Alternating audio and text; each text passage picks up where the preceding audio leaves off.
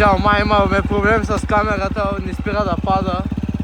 Поне сега я стегна, защото не видях, че е разхлабена.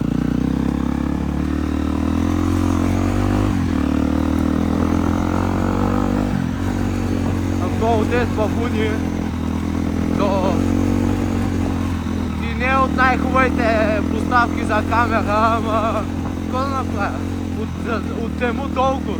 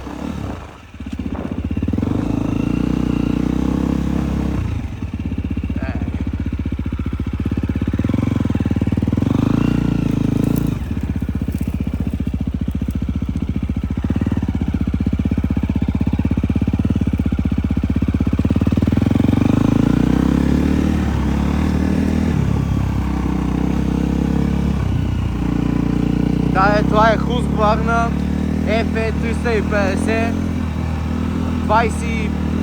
21 година, която я купихме от Швейцария на много километри, но е след пълен устроен ремонт, тъй че да се надявам, че като цяло няма да има никакви проблеми с нея.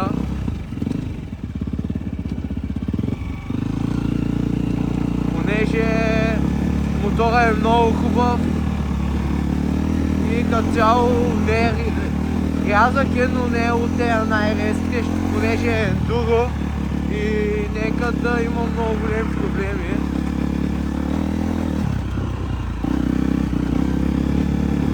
Тя видим там нагоре какъв е пътя, там има някакви коли. Не ги знам какво правят.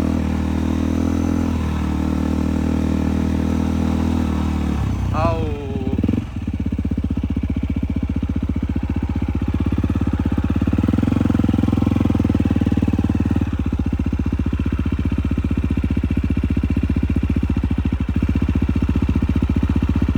Много са ми неудобни още тези бутуши, не са умекнали.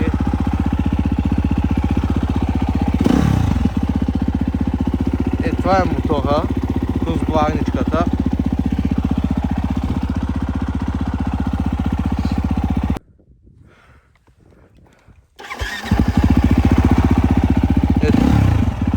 Ето си я как си пали. Машинката е много хубава, наистина. Аз в принцип бях да си купувам КТМ, обаче реших да си взема по-скоро излезе една Husqvarna, именно тази на много хубава оферта. И в крайна сметка взехме именно Husqvarna-та. Но нито се оплаквам, много е хубава. Наистина очарова. Наистина ме очарова бая. Дай сега видим двигалното на долнище. Вчера когато карам ми влезе един камък край веригата, тук точно и ми угасна мотора, едва го излагах този камък. Ще направо и че се чудя на кого да звъня, тук обхват няма. И направих белята.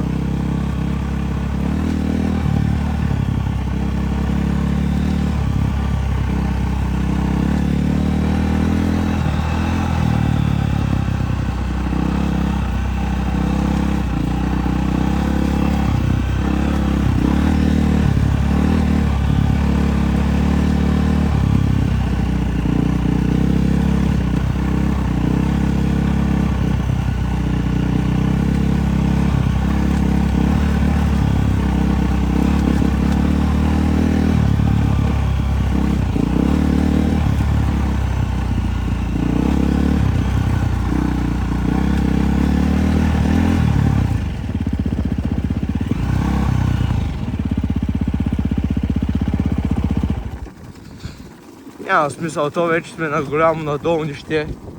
Шигален трън. И то няма смисъл, честно казвам, да го мъча мотора, като е на голямо надолнище. Не, просто ще го спусна.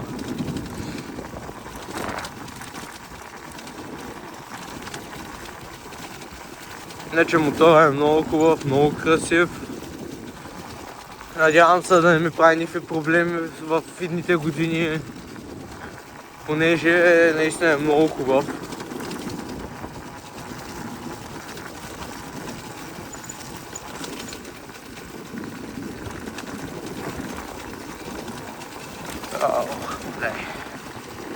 Че има проблем, още бутушите им не са умекнали, не съм им свикнал още.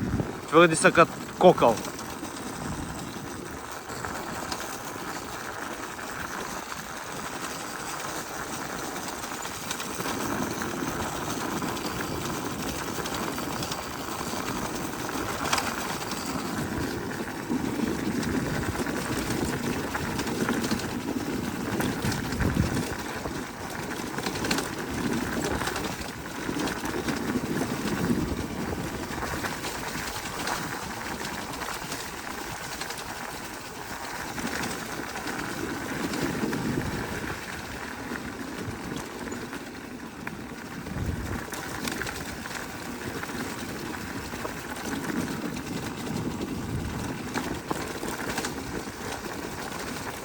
Да.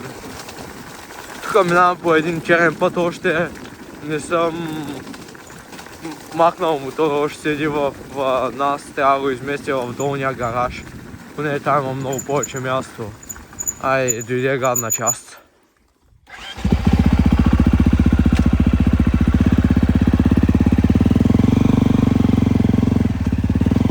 Тук е много кално направо. Иначе надолу има още надолнище, ама...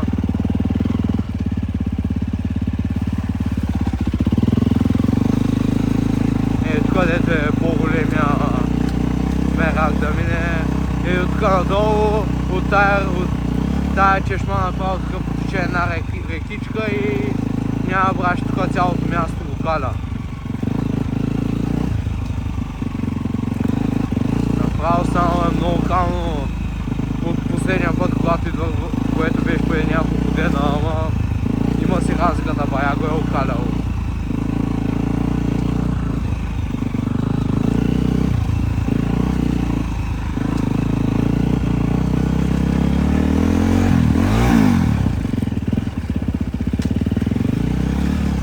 Ето ти дето и казвам, че от време на време не оцелвам скоростното лоще, много е малко скоростното лоще и тези бутушки, които са дървени, неудобни, още не са умекнали, не мога да им свикна, а положението е много лошо.